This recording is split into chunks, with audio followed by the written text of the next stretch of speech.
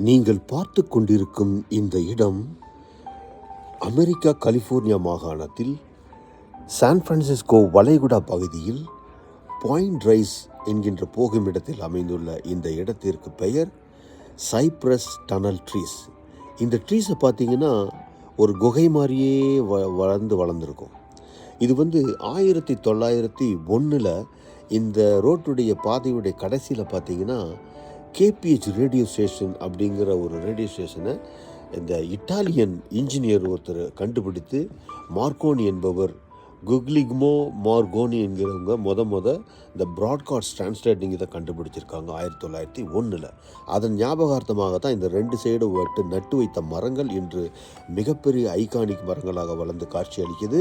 அது மட்டும் இல்லாமல் இந்த வயர்லெஸ் டெக்னாலஜியை பயன்படுத்தி 1912 நடைபெற்ற டைட்டானிக் விபத்திலிருந்து 700 பேசஞ்சர்களை காப்பாற்றியதாக வரலாறு கூறுகிறது.